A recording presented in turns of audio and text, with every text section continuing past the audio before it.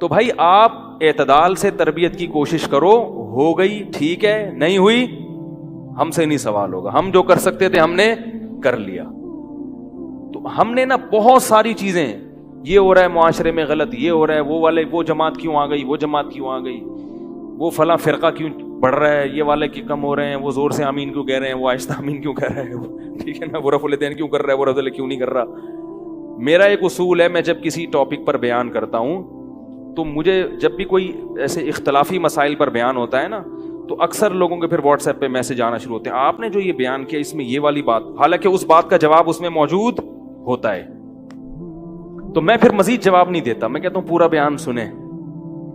وہ پھر جواب بھیجتے ہیں کہ ہم نے پورا بیان سنا ہے, میں کہتا ہوں دوبارہ سنیں.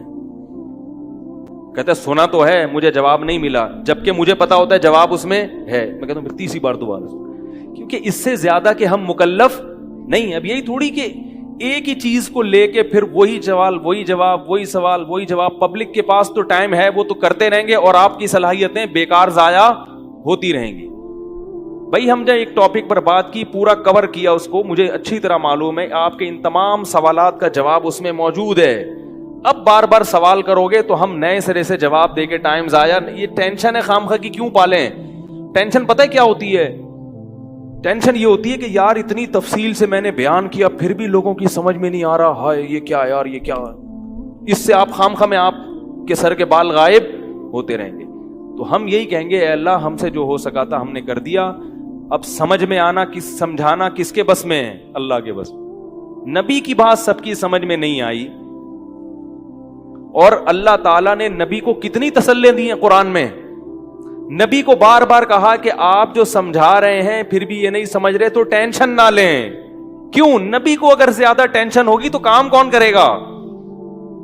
قرآن میں سینکڑوں آیتیں ہیں جو صرف تسلی پر مبنی ہیں, جن میں نبی کو کیا دی جا رہی ہے, تسلی. لعلک باخع نفسک علی آثارہم, کہیں ایسا نہ ہو کہ ان کی ہدایت کے پیچھے آپ کی جان ہی ہلاک ہو جائے, یعنی غم سے.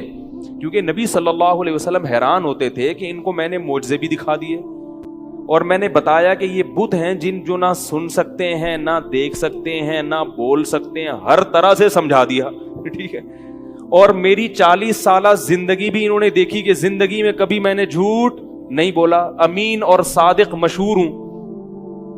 اور یہ پیغمبروں کا انتظار بھی کر رہے تھے کہ ایک نبی آنے والا ہے.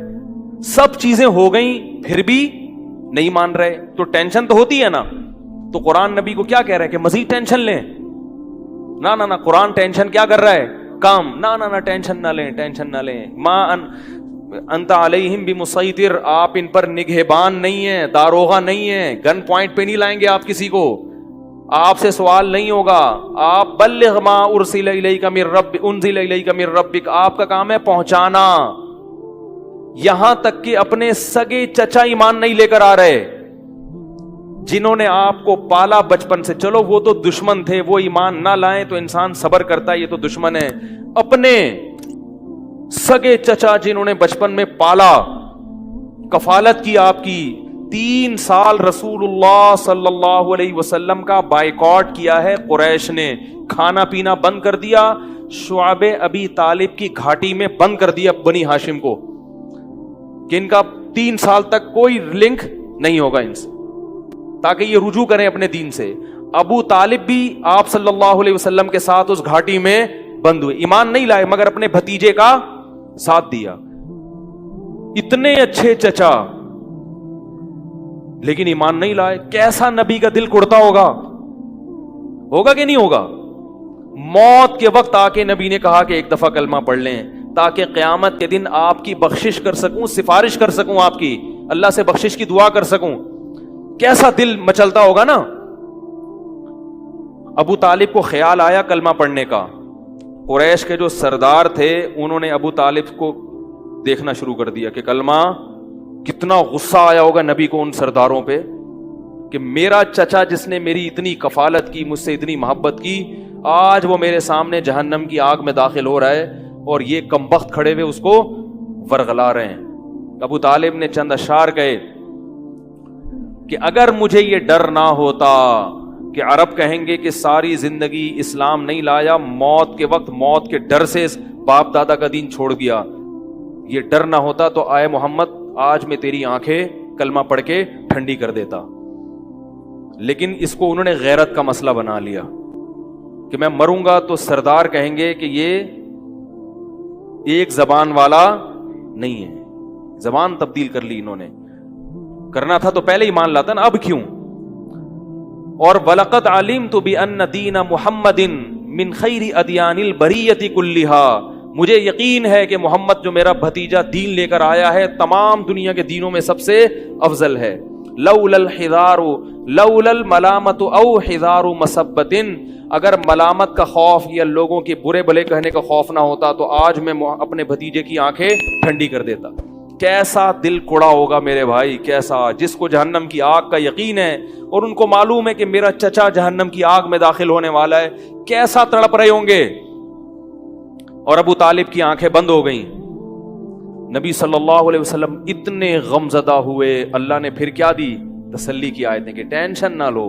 یہ میں آپ کو کیوں واقعات سنا رہا ہوں کہ جب اتنے بڑے بڑے غم کے واقعات میں اللہ ٹینشن لینے کو پسند نہیں کر رہے تو ہماری چھوٹی چھوٹی, اس کی پکوڑے کی دکان چل گئی, میری دکان بند ہو گئی, اس کو سواری مل گئی ہے بھائی رکشے میں, مجھے سواری نہیں ملی, ان چیزوں میں ٹینشن لینے کا کیا مطلب. بہت مشکل ہے یار, کیا کریں یار. ہماری ٹینشن یہی ہوتی ہے نا یار, سیٹنگ وہاں چل رہی تھی, ابا نے رشتہ وہاں طے کر دیا. یہ کوئی ٹینشن کی چیز ہے؟ ٹینشن تو وہ ہے جو نبی کو ہوئی تھی, یہی ٹینشن ہے آج کل. تو نبی کو کس قدر غم ہوا ہوگا, غیرت بھی ہے نبی میں, حیا بھی ہے, محبت بھی ہے, لیکن اللہ کیا کہہ رہے ہیں, ٹینشن نہ لیں. کیوں؟ وہی اصول جو میں نے آپ کو بیان کیا کہ جو چیز اختیار میں نہیں ہے اس پر ٹینشن نہیں لینی چاہیے.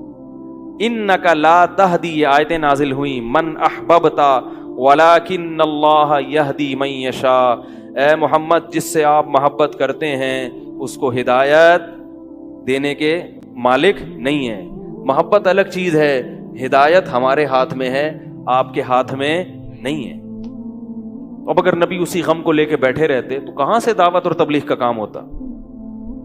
آپ صلی اللہ علیہ وسلم سے حضرت عائشہ نے پوچھا کہ ابو طالب جو اتنی خدمت کرتا تھا آپ کی, کرتے تھے اور اتنا کچھ انہوں نے کیا, کیا یہ نیکیاں قیامت کے دن کام آئیں گی؟ آپ نے فرمایا ہاں. کتنا کام آئیں گی کہ جہنم کے نچلے طبقے سے اللہ اٹھا کے اوپر والے طبقے میں لے آئے گا, اور پاؤں میں صرف آگ ہوگی مگر اس سے دماغ ایسے کھولے گا جیسے ہانڈی. ابو طالب پورے جہنم کی آگ میں نہیں ہوں گے, صرف ان کے پاؤں جہنم کی آگ میں ہیں. اس سے پتہ چلتا ہے کافر کی نیکیاں کام تو آتی ہیں مگر عذاب کم کرنے میں, عذاب ختم کرنے میں نہیں. بھی ہم دیکھتے ہیں کہ دنیا میں بہت کچھ غلط ہو رہا ہے, دلائل کی انبار لگا دو پھر بھی لوگ نہیں مانتے, اور فرقواریت, ایک دوسرے پہ تان و تشنی, گھریلو حالات میں گڑبڑ. تو اس میں اگر آپ ٹینشن لینا شروع کر دو گے تو پھر سوائے ڈپریشن کی گولیوں کی ایک نئی ٹینشن لگ جائے گی. جس دن گولی نہیں کھائی اس دن عجیب سا ہو گیا. ڈپریشن کا مریض کو جس دن گولی نہ ملے وہ خود گولی کی طرح بن جاتا ہے, وہ پھر کئی لوگوں کو گولیاں کھانی پڑتی ہیں اس سے بات چیت کے بعد. تو اس لیے میرے بھائی دو چیزیں یاد رہیں گی, ایک نیند اور دوسرا ٹینشن. جتنا ہو سکے, پھر بھی اللہ کی طرف سے ہوتی ہے, ایسا نہیں ہے کہ ناممکن ہے 100% ہی ختم ہو جائے, یہ تو ممکن نہیں ہے, لیکن بہت سی چیزیں خود مسلط کی ہوئی ہیں.